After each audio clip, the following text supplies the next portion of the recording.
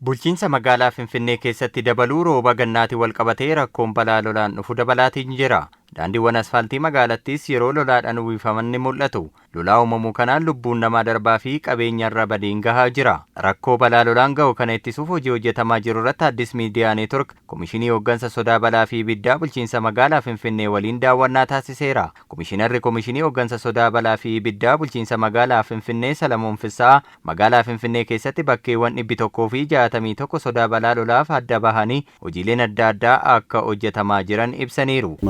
61 ከባድ ነው በዚህ ክረምት ወቅት ግድ መሰራት ያለበት በሚል ለየ ነው 61 keessa 61 cimaa waan ta'eef ganna kana ijaaramuu qabu jechuun hojjechaa jirra 61 keessa ammoo 18 baasii guddaa gaafatu isaanis dhaabbilee torbaaf akka hojjetan kennineerra bakkeewwan adda ba'an kana hunda jechuun ni danda'ama balaarraa bilisa taasifneerra haa ta'u malee roobni cimuun qabiinsa bo'oo lolaa wal qabatee bo'oowwan lolaa balfaan guutamuun miidhaa geessisaa akka jiran Komishinar Salamoon dubbataniiru. መደበኛ ፍሰቱን በማይጠብቅበት ሁኔታ በተለይ ከድሬኔጅ ከዲች ጋር ተያይዞ እያጋጠመ ያለ ችግር ነው። bo'oowwan lolaa yaa'a isaanii eeggatanii sababa hin yaanneef rakkoon ni mudata. Roobni bara kanaa baay'ee cimaadha.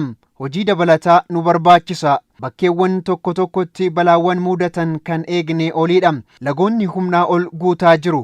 Bo'oowwan lolaa balfaan guutamanii hawaasni lolaan akka rakkatu bakkeewwan itti taasisanis jiru. Cimina lolaarraa kan ka'e lolaa ittisuuf kanneen ijaaraman bakki itti diigame ni jira.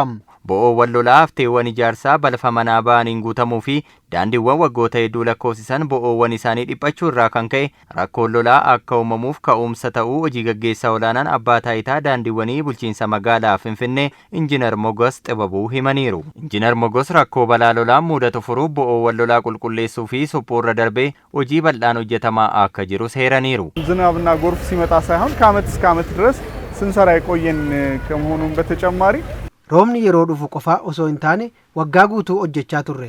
Bulchiinsi magaalaa Finfinnee sirna lolaa itti keessummeessitu maaster pilaanii hanga ammaatti hin qabdu. Kana deeggarsa baankii addunyaa hojjechiisaa jirra. Tibba kana magaalaa Finfinnee naannoo Massalamaa jedhamuun beekamutti balaa lolaa mudateen miidhaa hamaan akka hin dhaqqabneef hojiin bo'oowwan lolaa ijaaruu kan hojjetame akka ta'e Injiinar Mogos ibsaniiru. የአደጋው ምንጭ የደረቅ ቆሻሻዎችን ቱቦዎች ውስጥ መክተት ነበረ። Ka'umsi balaa tokko balfa gogaa bo'oowwan lolaa keessatti gatuudha. Bo'oowwan lolaa tajaajila kennuu dhaban ni jiru. Bo'oo lolaa haaraa meetira 60 dheeratu guyyaa lamatti bakki itti hojjenne ni jira. Hawaasni bu'uuraalee misoomaa kiyya jechuun eegumsa taasisuu qaba. Hojiin seeraan alaa bu'uuraalee misoomaa irratti yoo raawwatamu hawaasni qaama ilaallatuuf eeruu kennuu qaba.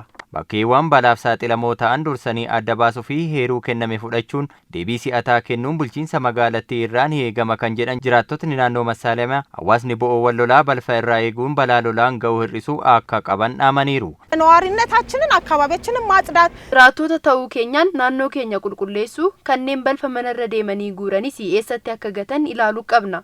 Sammuu keenyaaf jennee kana hojjechuu qabna. Kan nurra ga'e boru nama biroorra ga'uu hin qabu. ሁሉ እንደራሱ አስቦ በየአካባቢው ላይ ቱቦን ቢከፍት namni hundee itti yaadee naannoo isaatti bo'oowwan lolaa cufaman osoo saaqe cufuu osoo baate mootummaanis ga'ee isaa otoo baate gaariidha. Kun ammoo balaadhaan dura ta'uu qaba. Tajaajilli meeteoroloojii biyyaalessaa baatii hagayyaa magaalaa Finfinnee keessatti roobni cimaa fi lolaan mudachuu sababa danda'uuf hawaasni of eeggannoo akka taasisu akeekkachiisuun isaa ni yaadatama.